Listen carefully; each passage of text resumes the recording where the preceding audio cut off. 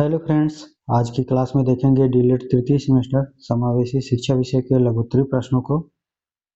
हमने बहुविकल्पी और अति लघुत्तरी राजन सीरीज का करा दिया है। नीचे डिस्क्रिप्शन में लिंक मिल जाएगा प्लेलिस्ट का, वहां पर देख लीजिएगा। प्लेलिस्ट पर जाएंगे तो वहां पर पूरे सीक्वेंस वाइज से सभी जो है राजन सीरीज का वीडियोज पड़े हुए हैं, सभी देख लीजिएगा। आइए हम लघुत्तरी प्रश्नों को स्टार्ट करते हैं और पहला प्रश्न लेते हैं। पहला प्रश्न है, प्रतिभाशाली बालक किसे कहते हैं? उनकी प्रमुख विशेषताएं बताइए। अथवा प्रखर प्रतिभाशाली बच्चों से आप क्या समझते हैं? इनकी विशेषताएं, मूल समस्या तथा इनकी शिक्षा व्यवस्था को समझाइए। 2024 का प्रश्न है। अथवा इसको कह सकते हैं, प्रतिभाशाली बच्चों की विशेषताएं तथा शिक्षा व्यवस्था को स्पष्ट करिए। उत्तर, प्रखर अथवा प्रतिभाशाली बच्चे। हेडिंग है, प्रखर या प्रतिभाशाली बच्चे वे बच्चे कहलाते हैं जिनकी बुद्धि सामान्य बच्चों से अधिक होती है। प्रतिभाशाली बच्चों की IQ 140 से प्लस होती है। आइए देखते हैं टर्मन एवं ओडम के अनुसार। इनके अनुसार प्रतिभाशाली बच्चे शारीरिक गठन, सामाजिक समायोजन, व्यक्तित्व के गुणों, विद्यालय उपलब्धि, खेल की सूचनाओं और रुचियों की विविधता औसत बच्चों से श्रेष्ठ होती है। आगे प्रखर बच्चों की विशेषताएं क्या होती है? वीटी के अनुसार प्रखर बुद्धि बालकों में निम्नलिखित विशेषताएं पाई जाती हैं। और पहला है, प्रखर बच्चे खेल अधिक पसंद करते हैं। और दूसरा है, प्रखर बच्चे धैर्यशील होते हैं। इनमें संवेगात्मक स्थिरता अधिक होती है, मतलब इमोशन को कंट्रोल करने के लिए इनके पास अधिक क्षमता होती है। टर्मन के अनुसार टर्मन ने प्रखर बुद्धि बालकों की निम्नलिखित विशेषताएं बताई है। पहला बताई है विशेषता, प्रखर बुद्धि वाली बालिकाएं बालकों की अपेक्षा जल्दी सीखती हैं। दूसरा, प्रखर बच्चों में समझने की क्षमता अधिक होती है। प्रखर जहां बोल रहे हैं दोस्तों, वहां पर आप जो है प्रतिभाशाली बच्चों को समझ सकते हैं। ठीक है। प्रखर बच्चों की मूल समस्याएं क्या होती है? तो प्रखर बच्चे की समस्याएं निम्नलिखित होती हैं। पहला है, जिन प्रतिभाशाली बच्चों की आर्थिक दशा अच्छी नहीं होती है उन्हें आगे बढ़ने का अवसर नहीं मिल पाता है। दूसरा है, जो परिवार सामाजिक रूप से नीचे स्तर के माने जाते हैं उनके प्रतिभाशाली बच्चों को भी समाज के द्वारा कोई प्रोत्साहन नहीं दिया जाता है।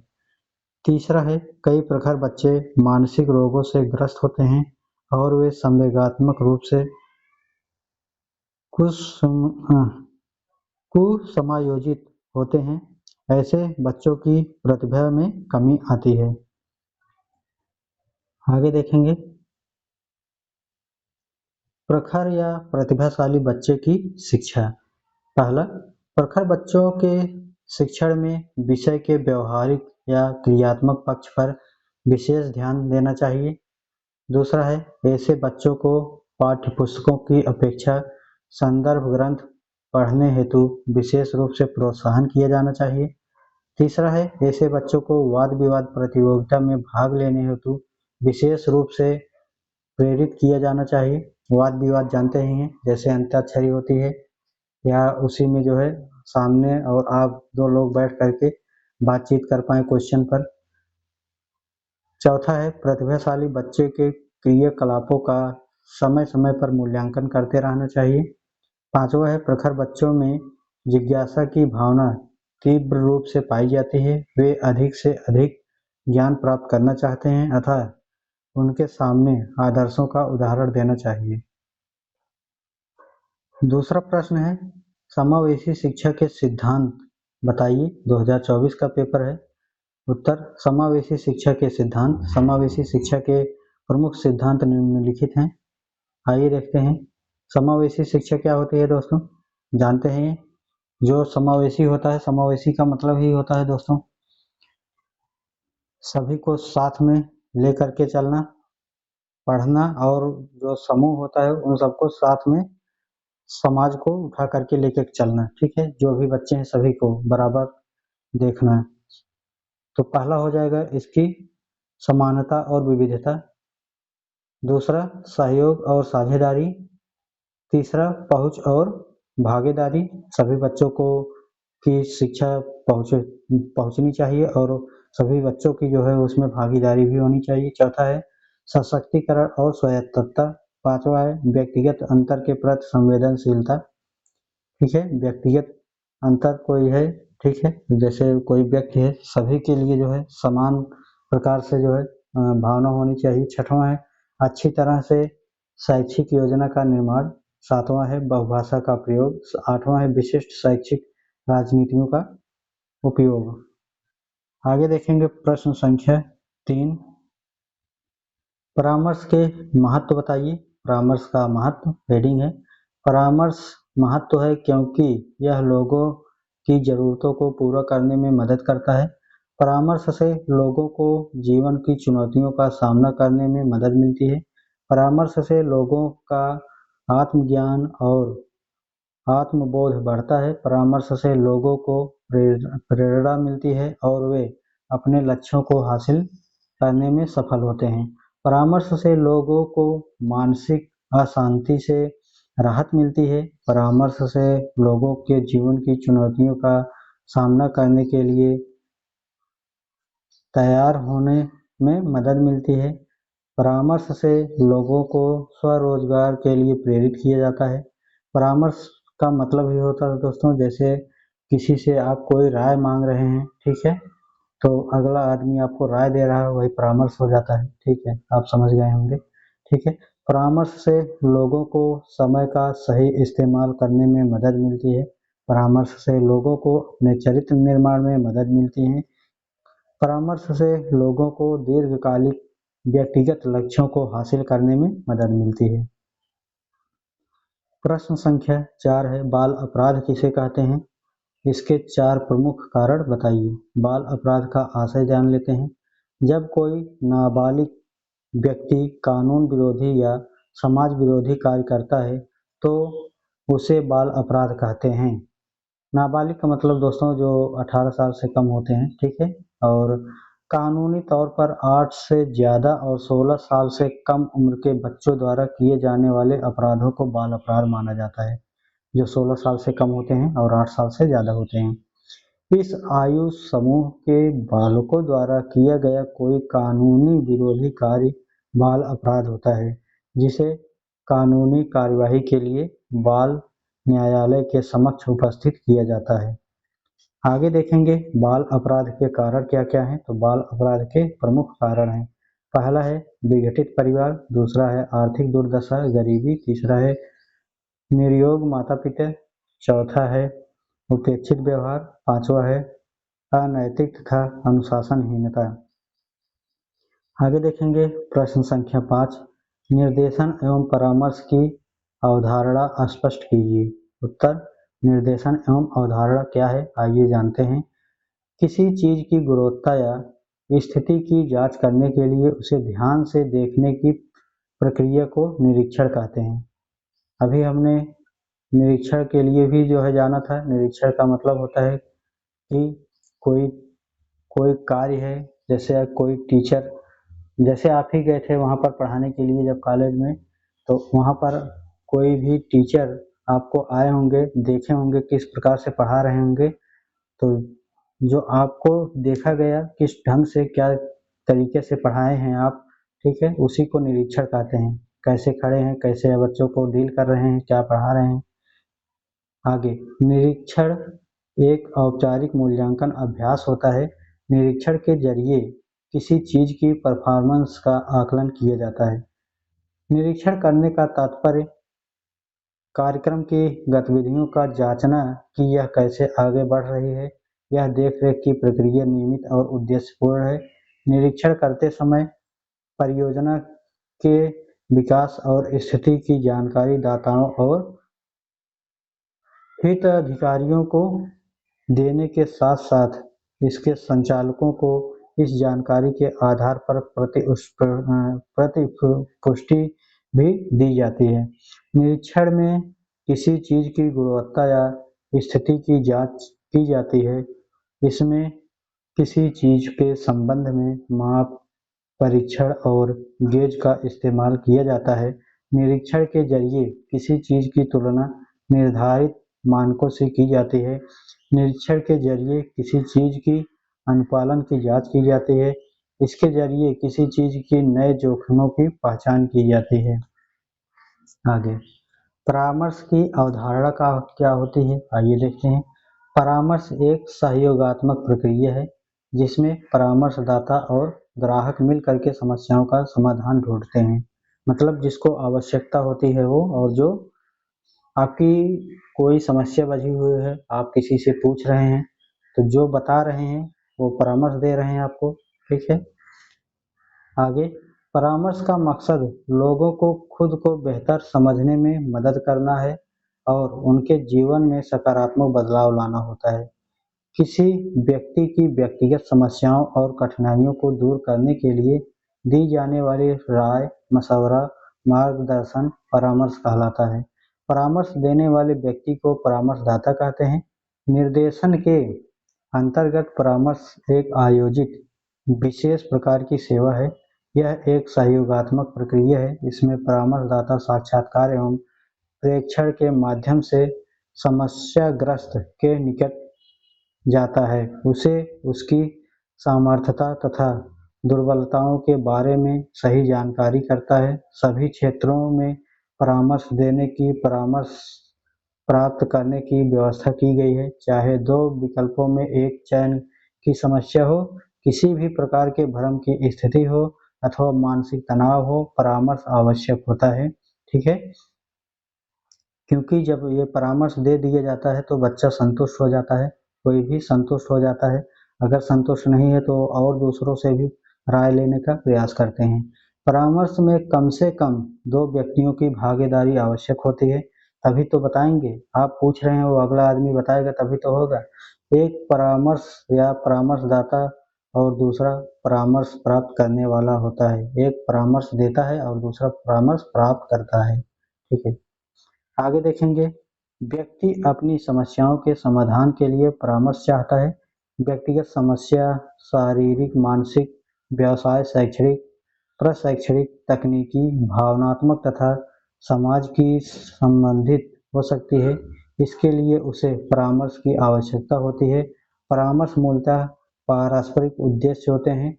इसका आधार नीति नियम पर आधारित होता है। प्रश्न संख्या 6 है, पर्यवेक्षण क्या है? एक अच्छे पर्यवेक्षण की विशेषता पर चर्चा कीजिए। तो आइए देखते हैं पर्यवेक्षण क्या होता है 2023-24। पर्यवेक्षण को अंग्रेजी भाषा में सुपरविजन कहते हैं। पर्यवेक्षण वह प्रक्रिया है जिसके द्वारा शिक्षण अधिगम प्रक्रिया में सुधार लाया जाता है। इसका अर्थ किसी कार्य, प्रक्रिया या गतिविधि को ध्यान से देखना होता है। पर्यवेक्षण करने वाले व्यक्ति को पर्यवेक्षक कहते हैं। पर्यवेक्षण के जरिए किसी काम को बेहतर बनाने के लिए निर्देश दिए जाते हैं। और जो ब्रूस लेलर के अनुसार आइए देखते हैं ये पर्यवेक्षण है, क्या होता है पर्यवेक्षण। प्रायः प्रशासन और पर्यवेक्षण एक सिक्के के दो पहलू होते हैं। वस्तुतः एक दूसरे के कार्यों में अंतर कर पाना बड़ा कठिन होता है, क्योंकि इन दोनों का उद्देश्य प्रमुख रूप से अधिगम, अध्यापन में सुधार लाना होता है। जो पढ़ाया जाता है, ठीक है, उनमें सुधार लाने के लिए होता है। अच्छे पर्यवेक्षक की विशेषताएं क्या होती हैं? ठीक, तो आइए देखते हैं अच्छे पर्यवेक्षक की क्या विशेषताएं होती हैं। पहला है, एक आदर्श पर्यवेक्षक को छात्रों को काम करने के प्रति उत्साही होना चाहिए। यदि आपको कोई ऐसा पर्यवेक्षक मिलता है जो आपका पर्यवेक्षक बनने में दिलचस्पी नहीं रखता, उत्साहित नहीं है और कभी भी आपको शब्दों से प्रेरित नहीं करता है, तो वह एक अच्छा पर्यवेक्षक नहीं है। अच्छे पर्यवेक्षक को सशक्त और प्रेरक होना चाहिए। दूसरा है, एक अच्छे पर्यवेक्षक के पास लक्ष्यों और निर्देशों को स्पष्ट और संक्षिप्त तरीके से रखने की क्षमता होगी और टीम के सदस्यों के किसी भी प्रश्न का उत्तर देने की क्षमता होगी। इस प्रकार वे अपनी टीम के साथ एक अच्छा तालमेल विकसित करेंगे। तीसरा है, एक अच्छा पर्यवेक्षक ईमानदार और पेशेवर होता है। वह अपने क्षुद्र स्वार्थ से वशीभूत होकर कोई ऐसा कार्य नहीं करता जो उसकी टीम को नुकसान पहुंचे। चौथा है, एक अच्छा पर्यवेक्षक अपने काम में अनुशासित होता है और स्पष्टवादी होता है। जो भी कहेंगे एकदम स्पष्ट कहेंगे। पांचवा है, एक अच्छा पर्यवेक्षक अपने कार्य में सकारात्मक सोच रखता है तथा अपने कार्य में सकारात्मकता लाता है। जो भी कार्य करेंगे उसमें हर जगह पॉजिटिव नजर आएगा, ऐसा नहीं है कि वहाँ पर निगेटिविटी आ जाए। छठवां है, एक अच्छा पर्यवेक्षक अपने काम में विकास उन्मुख होता है और अपने काम को रुचि रख कर करता है कार्य को। सातवां है, एक अच्छा पर्यवेक्षक अपने कार्य में भावनात्मक बुद्धि रखता है। वह अपने कार्य में संचार क्षमता भी रखता है। आठवां है, एक अच्छा पर्यवेक्षक अपने कार्य में नेतृत्व करने का गुण भी रखता है। वह अपने कार्य में साहसी भी होता है। नौवां है, एक अच्छा पर्यवेक्षक टीम के सदस्यों के सवालों के जवाब शांति और धैर्य से देता है और उन्हें अपने जवाबों से संतुष्ट रखने का प्रयास भी करता है। प्रयुक्त सभी गुण एक अच्छे पर्यवेक्षक में होना चाहिए, तभी वह अपने टीम को प्रेरित कर पाता है और उनका सहयोग तथा समर्थन प्राप्त कर पाता है। आगे है प्रश्न संख्या 7, वाक दोष। जो बोलते हैं उसके लिए दोष कितने प्रकार के होते हैं, व्याख्या कीजिए। अथवा कह सकते हैं, वाक दोष के प्रकार बताइए, हकलाने की समस्या क्या है। तो इन सभी का मतलब एक होता है। तो आइए देखते हैं उत्तर। बाड़ी वधित बालकों का वर्गीकरण। जो बोला जाता है उसमें दोष क्या क्या होता है। तो वाक दोष निम्नलिखित प्रकार के होते हैं। पहला है प्रक्रियात्मक उच्चारणात्मक दोष। यह बालक वह होते हैं जो उच्चारण दोष से ग्रसित होते हैं। यह दोष ऐसा होता है जिसमें बालक शब्द का एक अक्षर बोलते हैं तथा दूसरे अक्षर भूल जाते हैं। जैसे पानी सिर्फ पा कह देते हैं। बच्चे जो है क्या है, पानी को अगर पा कह देते हैं, कभी कभी यह बालक एक ध्वनि के बाद दूसरी ध्वनि गलत बोलते हैं। जैसे पहले पानी कहते हैं, फिर मानी कहते हैं, पानी मानी या पानी वानी कहते हैं। ठीक है, कभी कभी यह ध्वनि को टेढ़ा करके बोलते हैं। यह प्रक्रिया उच्चारणात्मक दोष होता है। आगे देखेंगे, प्रक्रियात्मक उच्चारणात्मक दोष के निम्नलिखित दोष बताइए। तो मुख्य दो दोष होते हैं। पहला होता है त्रुटिपूर्ण अधिगम, दूसरा होता है अंगी दोष। त्रुटिपूर्ण अधिगम मतलब जो आपको सिखाया गया है गलत सिखा दिए गए हैं, और दूसरा है अंगी दोष मतलब आपके शरीर में कोई समस्या है, जैसे मुंह में, गले में और कोई समस्या है, तो वहां से भी जो है आवाजें स्पष्ट नहीं आएंगी। त्रुटिपूर्ण अधिगम के अंतर्गत बालक को लाड प्यार के द्वारा जब सिखाया जाता है तो बालक शब्दों को गलत ही समझते तथा गलत ही बोलते हैं। जैसे बालकों को बचपन में लाड प्यार से रोटी की जगह पर लोटी कहा जाता है। यह बालक प्रारंभ से ही लोटी सुनते सुनते अंत तक लोटी ही कहने लगते हैं। जबकि अंगी दोष के अंतर्गत कई बार मुख की दोषपूर्ण बनावट के कारण अथवा सुनने की दोषपूर्ण अवस्था के कारण बालकों की वाणी में समस्या आ जाती है। अंगी दोष वाले बालकों को यह सीखना चाहिए कि यह बोलने वाले को ध्यानपूर्वक सुने तथा फिर बोलें। इस प्रकार के उच्चारण दोष को 70 से 80% तक होते हैं। इसमें से आधे बालक स, प, त या अड़ा जैसी ध्वनि को नहीं निकाल पाते, परंतु फिर भी यह बालक 10 से अधिक ध्वनियां गलत निकालते हैं, तो इसे गंभीर दोष नहीं समझा जाता है। ठीक है, आगे देखेंगे हकलाना क्या होता है। हकलाना यह एक वाणी दोष है, परंतु 1000 बालकों में से सिर्फ 8 या 10 बालक ही इस समस्या से पीड़ित पाए जाते हैं। इस प्रकार की समस्या में बालक शब्दों को बार-बार दोहराते हैं। कभी-कभी यह बालक बोलते-बोलते रुक जाते हैं। कभी-कभी यह बोलते समय उलझन भी अनुभव करते हैं, जैसे आंखें बंद करके बोलना, शरीर के अंगों को हिला-हिला करके बोलना आदि। बालकों की इन समस्याओं का मुख्य कारण गति की योग्यताएं जो बोलने को प्रभावित करती हैं तथा स्नायु वाणी बंद हो सकती है। न्यूरोटिक स्पीच ब्लॉक हो सकती है। इसे हकलाने से संबंधित दोष नहीं समझा जाता है। हकलाने पर किए गए कई अनुसंधानों से पता चलता है कि 3 वर्ष की आयु से ही बालकों का हकलाना शुरू हो जाता है। कई अनुसंधानों के द्वारा यह भी पता लगाया गया है कि हकलाना चिंता प्रेरित का ही एक रूप है तथा अभिभावक व अध्यापक ही इसके उत्तरदायी होते हैं। हकलाने के 2 कारण हो सकते हैं, पहला है वंशानुक्रम, दूसरा है वातावरण। वंशानुक्रम जो है दोस्तों वो तो ठीक है, वंशानुक्रम के कारण हो गया, लेकिन वातावरण जो है ये खतरनाक ज़्यादा है। आइए, कई बार घर में बड़े लोगों के हकलाने का पूर्व प्रभाव बालकों पर पड़ता है। अनुसंधानों से हकलाने का कोई भी अंगी अर्थात ऑर्गेनिक के कारण सामने नहीं आया है। इसका कारण भी पिता का व्यवहार हो सकता है। तीसरा है आवाज़ की समस्या। आवाज़ की समस्या वह होती है जब एक व्यक्ति को यह समझ नहीं आता कि किन परिस्थितियों में ऊंचा बोलना चाहिए तथा किन परिस्थितियों में उसे नीचा बोलना चाहिए, अतः यही स्वर दोष या आवाज़ की समस्या कहलाती है। आवाज़ की समस्या को दोष नहीं माना जाता, पर इसे समस्या का नाम दिया गया है। इस विषय में कर्टिन महोदय हैं, इन्होंने कहा है,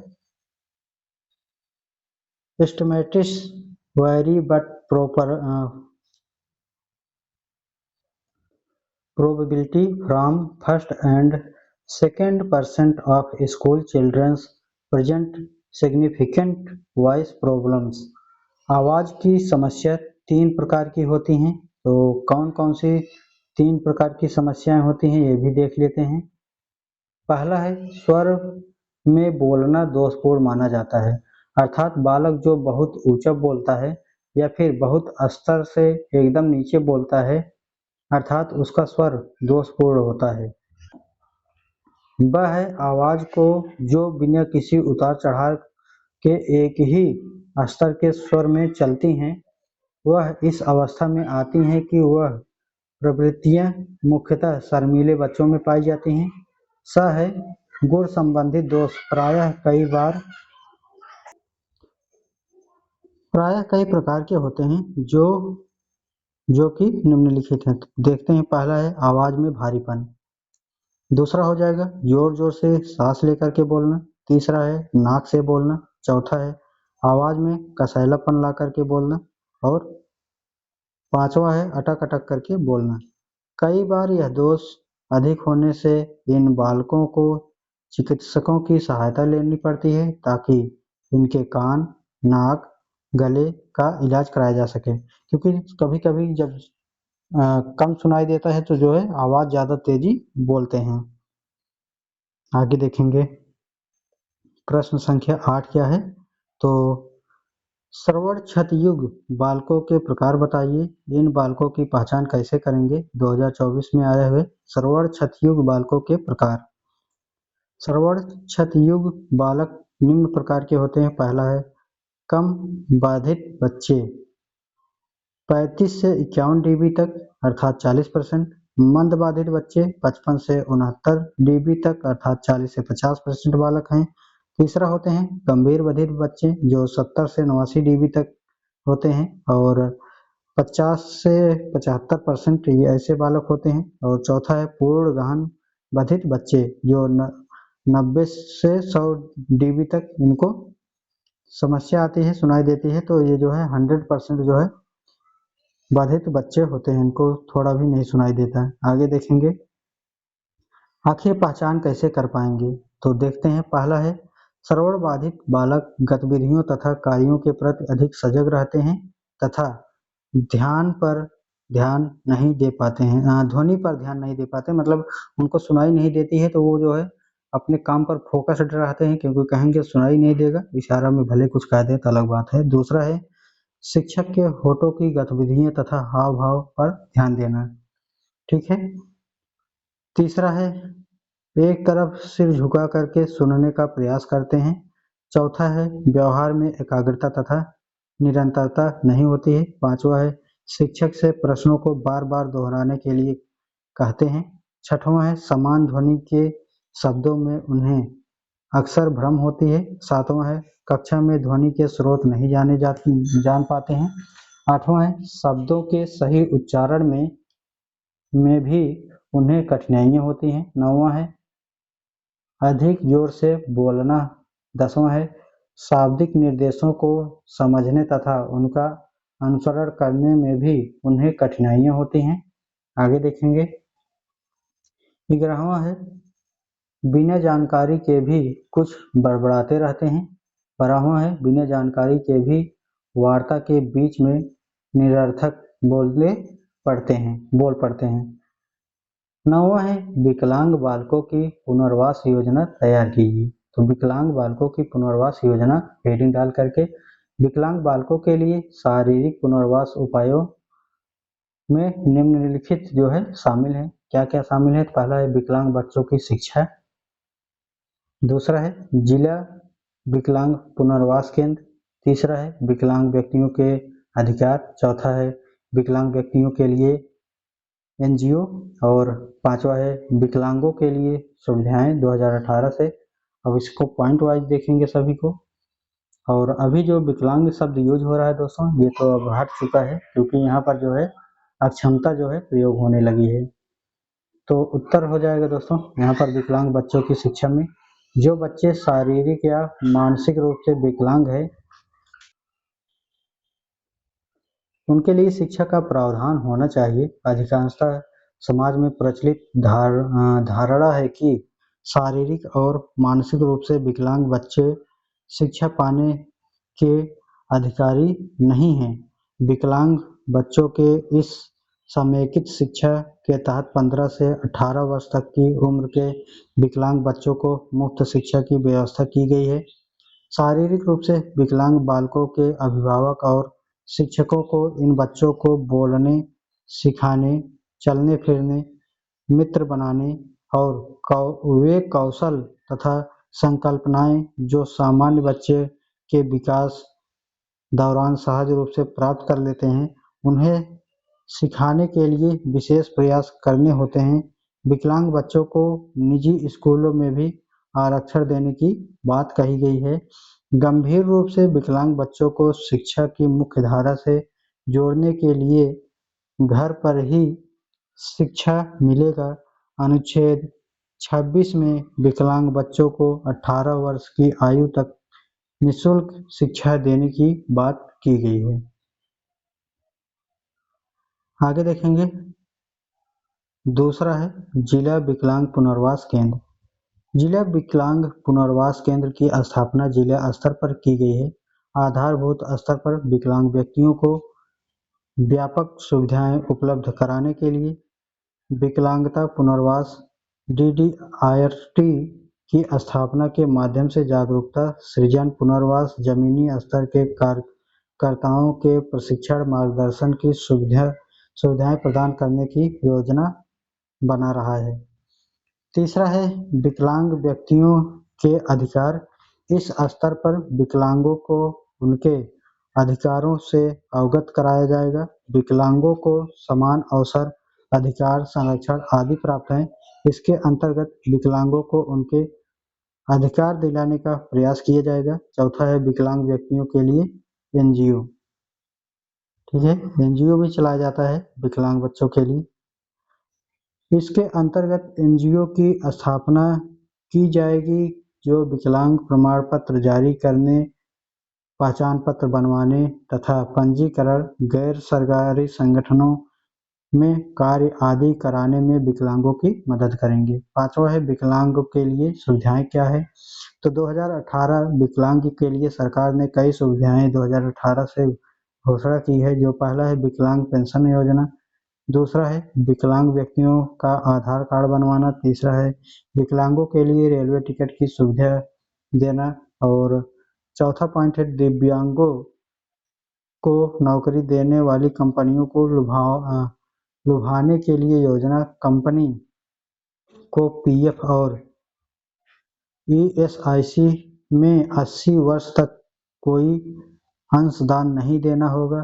इस भुगतान सरकार, इसकी जो भुगतान है वो सरकार करेगी। कंपनी दिव्यांगों को नौकरी देने की जानकारी देकर सीधा लाभ ले सकती है। आगे देखेंगे प्रश्न संख्या 10 क्या है। अपराधी बालकों की उपचार विधियों पर प्रकाश डालिए। उत्तर हो जाएगा अपराधी बालकों के उपचार की विधियां। पहला है मनोवैज्ञानिक विधियां। पहला है मनोवैज्ञानिक विधियों में पहला मनोविश्लेषण विधि। इस विधि में मनोविश्लेषक द्वारा अपराधी बालक के अचेतन मन का अध्ययन करके उनके दमित संवेगों और इच्छाओं का ज्ञान प्राप्त किया जाता है। तत्पश्चात वह इसका विश्लेषण करके बालक द्वारा किए गए अपराधों को जानने का प्रयास करते हैं। दूसरा है मनोअभिनय। इस विधि में बाल अपराधी को अपनी इच्छा के अनुसार किसी प्रकार का अभिनय करने का अवसर दिया जाता है। अभिनय करते समय वह अपने विभिन्न संवेगों, विचारों, मानसिक संघर्षों को स्वतंत्रता पूर्वक व्यक्त करता है और मानसिक शांति प्राप्त करने के बाद उसका व्यवहार संतुलन हो जाता है। तीसरा है खेल विधि। खेल द्वारा चिकित्सा देने के लिए बालक को अपनी रचनात्मक प्रवृत्ति के अनुसार कोई भी वस्तु बनाने का अवसर दिया जाता है। इससे बालक की रचनात्मक प्रवृत्ति संतुष्ट हो जाती है। आगे देखेंगे दूसरा पॉइंट है इसमें वैधानिक विधियां क्या क्या। आइए देखते हैं दोस्तों। पहला है कारावास। वही आसपास शोर हो रहा था इसलिए रोका हुआ था। तो कारावास क्या होता है यहाँ से समझते हैं। यह परंपरागत उपचार है। इसमें केवल एक लाभ होता है कि बालक की जैसे जैसे बंदी की आयु में वृद्धि होती है वैसे वैसे उसके व्यवहार में परिवर्तन होता जाता है। दूसरा है किशोर न्यायालय। जब कोई बालक अपराध करता है तो उसे किशोर न्यायालय में ले जाया जाता है। इस न्यायालय का वातावरण सहानुभूति होता है और उसमें सुधार का प्रयास किया जाता है तथा उसे सुधार अधिकारी के पास सुधार गृह में भेज दिया जाता है। शायद ये पढ़ा चुके थे। तो तीसरा देखेंगे परिवीक्षण। यह वह युक्ति है जिसमें बालक अपराधी को न्यायालय से दंड मिलने पर भी उसे जेल न भेजकर समाज में ही रहने की आज्ञा मिल जाती है तथा बालक को अपना सुधार करने का अवसर दिया जाता है। चौथा है किशोर बंदी गृह। ये बंदी गृह वास्तव में सुधार संस्थाएं हैं। इसके बंदियों को अपने परिवार के सदस्यों से मिलने की स्वतंत्रता होती है। और पांचवा पॉइंट है किशोर सुधार गृह। ये एक प्रकार का औद्योगिक विद्यालय है जहां बाल अपराधियों को सुधार के लिए कार्य किया जाता है। इस प्रकार के सुधार गृह लखनऊ, बरेली, पूना, सतारा, नासिक, सोलापुर एवं धारवाड़ आदि में है। छठवां है बोस्टन संस्थाएं। ये संस्थाएं बंदी गृह और मान्यता प्राप्त स्कूलों के बीच की संस्थाएं हैं। इसमें 15 से 20 वर्ष की आयु तक के अपराधी रखे जाते हैं। ये बाल अपराधियों को सुधारती हैं। प्रश्न संख्या 11 है यदि किसी बालक की शारीरिक आयु 10 वर्ष है तो उनकी बुद्धि लब्धि कितनी होगी। हल कीजिए। बुद्धि लब्धि बराबर होता है मानसिक आयु बटा वास्तविक आयु गुणे 100। कर देंगे तो निकल आएगा आगे देखेंगे चूंकि मानसिक आयु ज्ञात नहीं है अतः मानसिक आयु को भी वास्तविक आयु माना है। तो यहाँ पर 10/10 गुणे 100 करेंगे तो 100 आएगा। ठीक है, और आइए देखते हैं प्रश्न संख्या 12। परामर्श के प्रकार लिखिए। तो परामर्श कितने प्रकार के होते हैं निम्नलिखित देख लेते हैं। पहला दिया गया है परामर्श के प्रकार में मनोवैज्ञानिक परामर्श, दूसरा है नैदानिक परामर्श, तीसरा है मनोचिकित्सात्मक परामर्श और चौथा है वैवाहिक परामर्श, पांचवा है शैक्षिक परामर्श और छठवां है व्यावसायिक परामर्श, सातवां है व्यक्तित्व परामर्श, आठवां है स्थापन्न परामर्श। तो प्रश्न संख्या 13 दिए गए हैं किन्हीं 4 गैर सरकारी संगठनों के नाम बताइए। तो पहला हो जाएगा धर्मार्थ ट्रस्ट, दूसरा है स्वैच्छिक संगठन, तीसरा है लायंस क्लब, चौथा है रोटरी क्लब और पांचवा है जेसिन। प्रश्न संख्या 14 है श्रवण बाधित बालकों को शिक्षा किस प्रकार दी जाती है। तो देखते हैं शिक्षण रणनीति।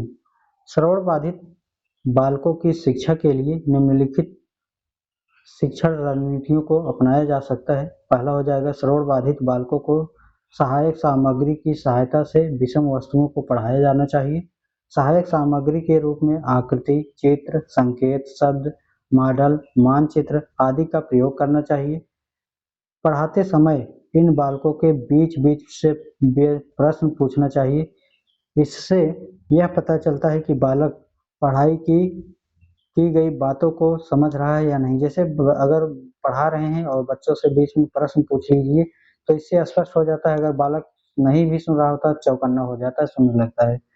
तीसरा है श्रवण बाधित बालकों के लिए एक विशेष प्रशिक्षण प्राप्त शिक्षक नियुक्ति किया जाना चाहिए जो अन्य शिक्षकों तथा उनके माता पिता से मिलकर बालकों के शैक्षिक कार्यों में सहयोग प्रदान कर सकें। चौथा है श्रवण बाधित बालकों की अधिगम संबंधित कमियों पर विशेष ध्यान देना चाहिए जिससे उनकी लेखन एवं पठन संबंधित समस्याओं को दूर किया जा सके। पांचवा है वर्तमान समय में श्रवण बाधित बालकों के शिक्षण के लिए कंप्यूटर का प्रयोग किया जा रहा है। लेविट जो हैं उन्होंने क्या कहा है कि कंप्यूटर का प्रयोग परीक्षण के लिए सफलतापूर्वक किया जा सकता है।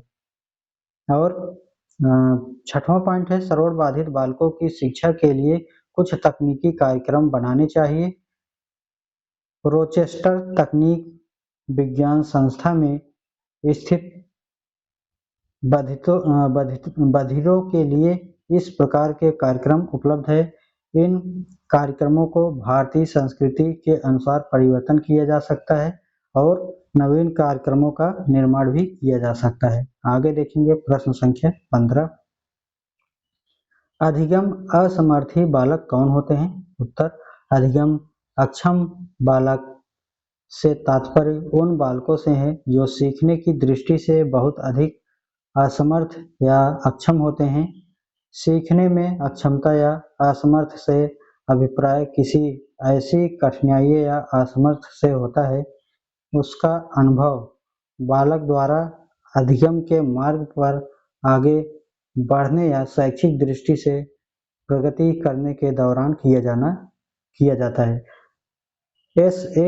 क्रिक 1971 के अनुसार अधिगम अक्षमता या अपंगता जैसी शब्दावली का प्रयोग उन बालकों के लिए नहीं होता है जिन्हें सीखने संबंधित अस्थायी या मामूली सी कठिनाइयों का सामना करना पड़ता है, वरना उन बालकों के लिए होता ठीक जिनकी योग्यताओं और शैक्षिक क्षेत्रों की उपलब्धियों के बीच बहुत अधिक असमानता या अंतर देखने को मिलता है और गहन अधिगम समस्याओं से युक्त असमान या अंतर भी इस प्रकृति या स्तर का होता है कि जिसकी व्याख्या उनकी मानसिक विकलांगता, इंद्रिय जन्य दोष, संवेगात्मक उथल-पुथल या अधिगम हेतु मिलने वाले अवसर तथा परिस्थितियों के अभाव के रूप में नहीं की जा सकती। ठीक, आगे देखेंगे प्रश्न संख्या 16। शारीरिक एवं बौद्धिक कमजोरियों के बालक से आप क्या समझते हैं? जो शारीरिक रूप से कमजोर बौद्धिक वाले बालक हैं, उनके बारे में आप क्या जानते हैं? यही पूछा गया है, तो उत्तर हो जाएगा विविध आवश्यकता वाले बालकों की अपवादी बालक भी कहा जाता है। सामान्यतः वे बालक जो अपनी योग्यताओं, क्षमताओं, व्यक्तित्व एवं व्यवहार के द्वारा अपनी उम्र के अन्य बच्चों से भिन्न होते हैं या विशिष्ट आवश्यकता वाले बालक कहे जाते हैं। विशिष्ट जो होते हैं दोस्तों, उसमें सभी प्रकार के लगभग बालक आ जाते हैं, सामान्य भी और तेज भी। इस बच्चों का मानसिक विकास या तो इतना अधिक होता है कि वे आगे निकल जाते हैं या फिर इतना कम होता है कि वे बच्चे पीछे रह जाते हैं। इन दोनों ही स्थितियों में इस प्रकार के बच्चों का अलग प्रकार की शिक्षा एवं अन्य सुविधाओं की आवश्यकता होती है। क्रो एंड क्रो के अनुसार विशिष्ट प्रकार या विशिष्ट शब्द ऐसे गुणों या गुण को रखने वाले व्यक्ति पर लागू किया जाता है जिनके कारण वह व्यक्ति अपने साथियों का विशिष्ट ध्यान अपनी ओर आकर्षित करता है। आगे देखेंगे, हीवर्ड के अनुसार विशिष्ट बच्चों की श्रेणी में वे बच्चे आते हैं जिन्हें सीखने में कठिनाइयों का अनुभव होता है या जिनमें मानसिक या शैक्षिक निष्पादन या सृजन अत्यंत उच्च कोटि का होता है, जिनको व्यवहारिक, संवेगात्मक, सामाजिक समस्याएं घेर लेती हैं या वे विभिन्न शारीरिक अपंगताओं का निर्बलताओं से पीड़ित रहते हैं, जिनके कारण ही उनके लिए अलग से विशिष्ट शिक्षा की व्यवस्था करनी पड़ती है। हेग के अनुसार विशिष्ट बालक वह हैं जो किसी एक अथवा कई गुणों की दृष्टि से सामान्य बालक से पर्याप्त मात्रा में भिन्न होते हैं। आगे देखेंगे, इसी को इंग्लिश में लिखा गया है, ठीक है। क्रिक के अनुसार विशिष्ट बच्चों के मानसिक, शारीरिक तथा सामाजिक गुणों में सामान्य बच्चों से भिन्न होते हैं। उनकी विभिन्नता कुछ ऐसी सीमा तक होती है उसे स्कूल के सामान्य कार्यों में विशिष्ट शिक्षा सेवाओं में परिवर्तन आवश्यक होती है। ऐसे बच्चों के लिए कुछ अतिरिक्त अनुदेशन भी चाहिए। ऐसी दशा में उनका सामान्य बच्चों की अपेक्षा अधिक विकास हो सकता है। प्रश्न संख्या 17 है, समावेशी शिक्षा की प्रकृति बताइए। अर्थ हो जाएगा उत्तर, शारीरिक एवं मानसिक दृष्टि से भिन्न देखे जाने वाले अतिरिक्त एवं स्वतंत्र अधिगमकर्ता के रूप में देखे जाने की आवश्यकता है, जिससे लोकतांत्रिक स्कूल के बच्चों के समुचित समावेशन हेतु समावेशी शिक्षा के वातावरण का सृजन किया जा सके। समावेशी शिक्षा की आवश्यकता अग्र कारणों से है। तो ये समझ में आ रहा होगा दोस्तों, ठीक है, आसानी से, क्योंकि इसमें कुछ है नहीं ज़्यादा खास। समावेशी का मतलब भी आपको बता दिए हैं और यहाँ पर जो है स्पष्ट होता चला जाएगा, ठीक है। आगे देखते हैं, जहाँ पर समस्याएं आएंगी मैं जरूर उसको शामिल करूंगा। और पहला देखते हैं, पहला पॉइंट, समावेशी शिक्षा अन्य छात्रों को अपनी उम्र के छात्रों के साथ कक्षा में भाग लेने और व्यक्तिगत लक्ष्यों या काम करने हेतु अभिप्रेरित करती है। समावेशी शिक्षा क्या करती है? जो अपने साथ के अपने उम्र के एज के बच्चे हैं, वातावरण के अनुसार जो है वो व्यक्तिगत लक्ष्यों पर काम करते हैं और वो जो है एक दूसरे से अभिप्रेरणा लेकर के कार्यों को आसानी से कर ले जाते हैं। दूसरा है, समावेशी शिक्षा प्रत्येक बालक के लिए उच्च और उचित अपेक्षाओं के साथ उनकी व्यक्तिगत शक्तियों का विकास करती है। तीसरा है, समावेशी शिक्षा बालकों को शिक्षा के क्षेत्र में व उनके स्थानीय स्कूलों की गतिविधियों में उनके माता पिता को भी सम्मिलित करने की पक्षधर है। चौथा है, समावेशी शिक्षा सम्मान, अपनेपन की स्कूल संस्कृति के साथ व्यक्तिगत भेदभाव को स्वीकार करने के लिए भी अवसर प्रदान करती है। पांचवा है, समावेशी शिक्षा बच्चों में अपनी स्वयं की व्यक्तिगत आवश्यकताओं और क्षमताओं के साथ प्रत्येक बालक एक व्यापक विधियों के साथ मित्रता का विकास करने की क्षमता उत्पन्न करती है। इसी प्रकार समावेशी शिक्षा समाज के सभी बच्चों को शिक्षा की मुख्य धारा से जोड़ने की बात सामर्थ्य करती है। आगे देखेंगे 6वां पॉइंट, समावेशी शिक्षा प्रत्येक बालक के लिए उच्च और उचित उम्मीदों के साथ उनकी व्यक्तिगत शक्तियों का विकास करती है। 7वां, प्रत्येक बालक स्वाभाविक रूप से सीखने के लिए अभिप्रेरित होता है। 8वां, समावेशी शिक्षा बालक को अन्य बालकों के समान कक्षा गतिविधियों में भाग लेने और व्यक्तिगत लक्ष्यों पर कार्य करने के लिए प्रेरित करता है। ठीक है। 9वां है, समावेशी शिक्षा बालकों की शिक्षा गतिविधियों में उनके माता पिता को भी जो है सम्मिलित करने के लिए सामर्थ्यता देती है। ठीक है, और वो भी जो है सम्मिलित हों और शिक्षा को आगे बढ़ाएं। समावेशी का मतलब ही होता है दोस्तों सभी को मिला करके, सभी को एकत्रित करके, सभी समाज को, सभी शिक्षा, सभी स्टूडेंट को, सभी के लिए जो है एक ही बार में शिक्षा देना समाज को, ताकि जो है वो एक ही बार में सीख सकें और भेदभाव ना हो और सभी जो है शिक्षा को ग्रहण कर सकें। प्रश्न संख्या 18 है, शैक्षिक पर्यवेक्षण की विशेषताएं बताइए। पर्यवेक्षण की निम्नलिखित विशेषताएं होती हैं। पहला है, पर्यवेक्षण के अंतर्गत नवीन विधियों एवं उपकरणों का प्रयोग किया जाता है। दूसरा है, पर्यवेक्षण का स्वरूप गत्यात्मक होता है। तीसरा है, पर्यवेक्षण शिक्षक संस्थान के कार्यक्रमों को निश्चित करता है। और चौथा है, पर्यवेक्षण में सीखने की प्रक्रिया का विस्तार किया जाता है। पांचवा है, पर्यवेक्षण का आधुनिक प्रत्यय प्रजातांत्रिक होता है। छठवां है, पर्यवेक्षण का आधुनिक प्रत्यय वैज्ञानिक एवं तकनीकी सेवा होती है। सातवां है, पर्यवेक्षण का आधुनिक प्रत्यय नेतृत्व पर आधारित होता है। आठवां है, पर्यवेक्षण का आधुनिक प्रत्यय शिक्षण संस्थान एवं छात्रों के विस्तार पर जोर देता है। नौवां है, पर्यवेक्षण वैज्ञानिक विधि है। 10वां है, पर्यवेक्षण पर प्रत्यय परामर्शदाता की भूमिका निभाता है। 11वां है, पर्यवेक्षण का परंपरागत रूप से सत्तात्मक होता है। आगे देखेंगे प्रश्न संख्या 19, अधिगम बाधित बालकों हेतु शिक्षण सिद्धांत बताइए।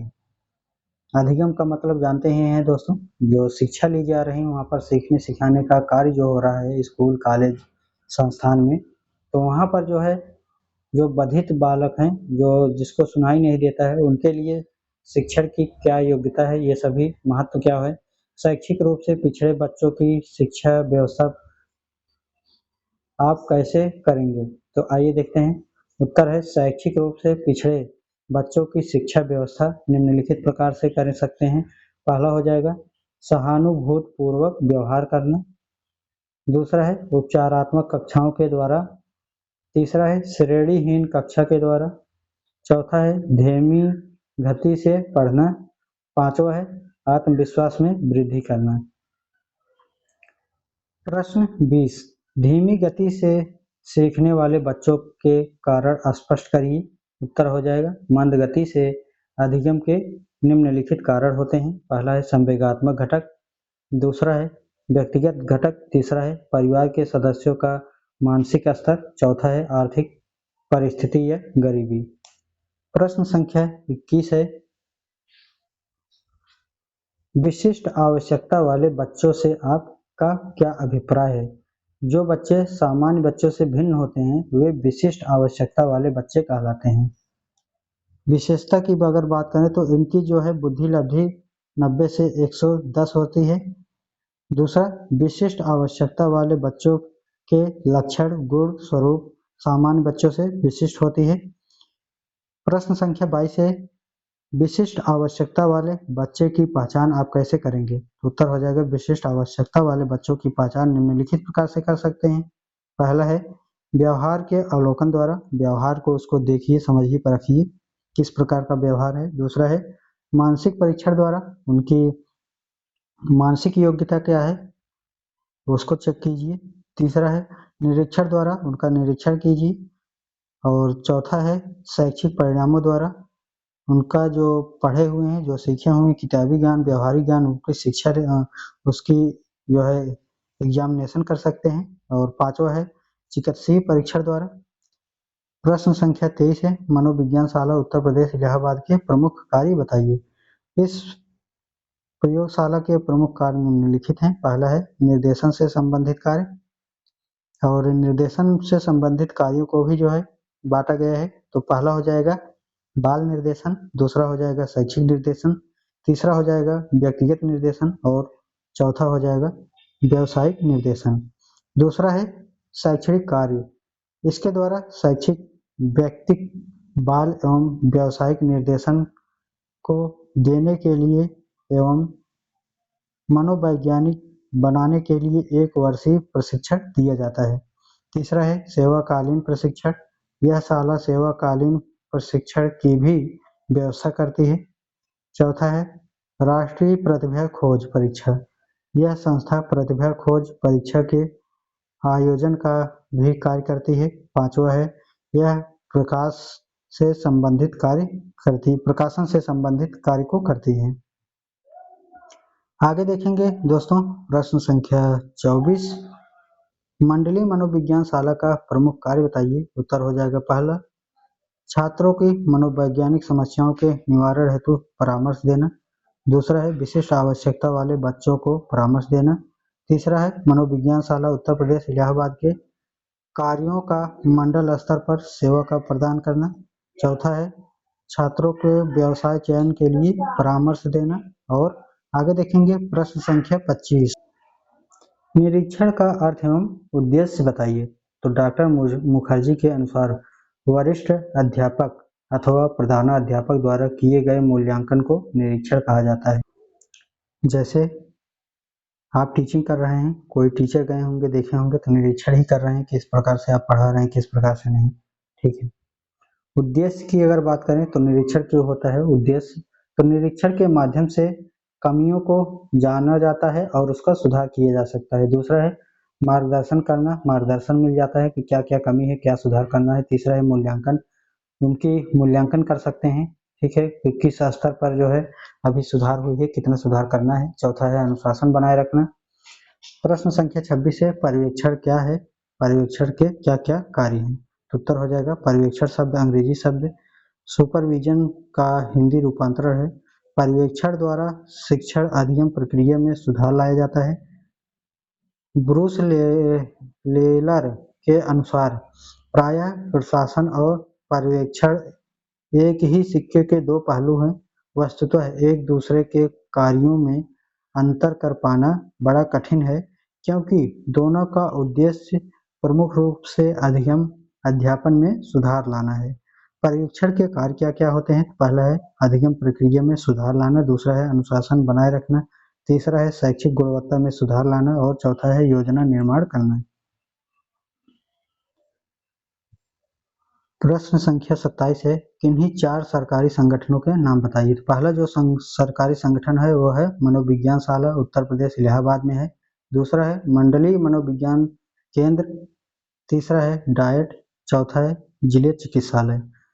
प्रश्न संख्या 28 है विशिष्ट आवश्यकता वाले बच्चों की शिक्षा व्यवस्था स्पष्ट कीजिए। उत्तर हो जाएगा पहला प्रखर या प्रतिभाशाली बच्चों की शिक्षा। पहला है प्रतिभाशाली बच्चों के शिक्षा में विषय के व्यवहारिक या क्रियात्मक पक्ष पर विशेष बल देना होता है।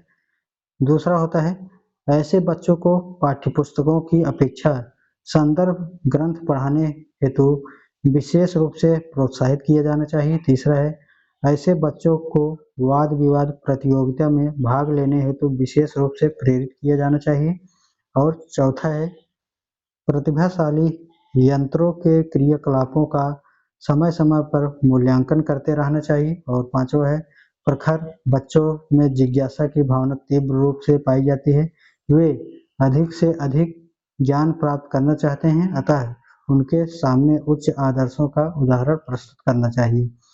और छठवां है यहाँ पर प्रतिभाशाली बच्चों की बुद्धि लब्धि 140 से अधिक होती है। दूसरा पॉइंट है इसमें मंद बुद्धि वाले बच्चों की शिक्षा। मंद बुद्धि बच्चों में सीखने की क्षमता मंद होती है, अर्थात धीरे धीरे सीखते हैं, अतः शिक्षकों को मंद बुद्धि वाले बच्चों के लिए निम्नलिखित प्रकार से शिक्षा व्यवस्था करनी चाहिए, उनको शिक्षा देनी चाहिए। पहला प्रकार है इसमें सरल एवं रुचिकर शिक्षण विधि का प्रयोग करना चाहिए जो सरल हो ताकि अच्छे से सीख सके। दूसरा है पढ़ाने की गति धीमी होनी चाहिए ताकि स्पष्ट रूप से मंदबुद्धि के बच्चे सीख सकें, क्योंकि तेज बोलेंगे तो जो है वहाँ पर तेजी से लेके चलेंगे तो सीखने में संभावना कम हो जाएगी। तीसरा है सहायक सामग्रियों का प्रयोग करना चाहिए, जितना ज़्यादा हो सके उतना सहायक सामग्री लेनी चाहिए क्योंकि उसके द्वारा जो है सीखने में आसानी आती है।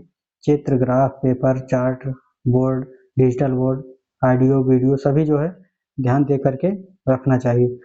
चौथा है करके सीखने पर विशेष बल देना चाहिए, वो करेंगे इसके बाद जो है आसानी से सीखेंगे। पांचवा है नैतिक शिक्षा पर विशेष बल देनी चाहिए, ठीक है, नैतिक शिक्षा, चोरी न करना, ठीक है, अच्छे से व्यवहार करना, पढ़ाई लिखाई करना। छठवां है कक्षा में प्रतिभाशाली बच्चों के साथ बैठना चाहिए ताकि जो है वो सीखें। सातवां है गृह कार्य एवं उनकी जांच पर विशेष जोर देना चाहिए ताकि जो है वो घर से भी कार्य करके आए और बहकाए नहीं। तीसरा है शैक्षिक रूप से पिछड़े बच्चों की शिक्षा। पहला पॉइंट है गरीब बच्चों हेतु छात्रवृत्ति की व्यवस्था होनी चाहिए जिससे ये बच्चे अपनी पढ़ाई आगे उचित तरीके से कर सकें और छात्रवृत्ति मिलती रहेगी तो पढ़ाई भी जो है जारी रख पाएंगे। दूसरा है शारीरिक दोष के कारण यदि उन्हें कम सुनाई देता है तो उन्हें आगे की पंक्ति में बैठाना चाहिए ताकि जो है वो सुन पाएं और आसानी से जो है सवाल को समझ पाएं। तीसरा है शिक्षकों को चाहिए कि वे अभिभावकों को घरेलू वातावरण ठीक करने के लिए प्रेरित करें ताकि घर पर जो है उनका वातावरण सही हो। चौथा होता है नैतिक शिक्षा पर विशेष जोर देना चाहिए। पांचवा है खेल विधि द्वारा शिक्षा ग्रहण करना चाहिए, उनके लिए कराना चाहिए ताकि जो है खेल खेल में सीख सकें। छठवां पॉइंट है शिक्षण कार्य टीएलएम विधि द्वारा करना चाहिए। टीएलएम अर्थात टीचर लर्निंग मटेरियल होता है, उसके माध्यम से जो है अनेक प्रकार के जो है प्रयोग करके सिखाया जा सकता है। प्रश्न संख्या 29 है विशिष्ट आवश्यकता वाले बच्चों को कितने वर्गों में विभाजित किया गया है? तो उत्तर हो जाएगा पहला है शैक्षिक रूप से भिन्न, दूसरा हो जाएगा शैक्षिक शारीरिक रूप से भिन्न, तीसरा हो जाएगा सामाजिक रूप से भिन्न और चौथा हो जाएगा मानसिक रूप से भिन्न।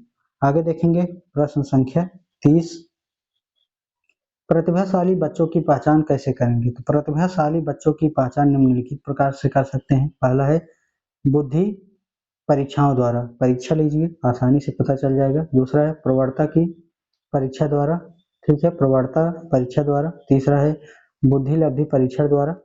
चौथा हो जाएगा सम्मिलित व्यक्तियों से प्राप्त सूचनाओं द्वारा, संबंधित व्यक्तियों से प्राप्त सूचनाओं द्वारा, यहाँ स्पष्ट नहीं दिख रहा है। आगे दोस्तों हम लोग पढ़ेंगे नेक्स्ट पार्ट 2 में, क्योंकि वीडियो लॉन्ग होगा तो आपके लिए समस्या होती है देखने में भी एक बार में, तो नेक्स्ट पार्ट में ही बनाने वाले हैं। तब तक के लिए बहुत बहुत धन्यवाद जुड़ने के लिए, मिलते हैं नेक्स्ट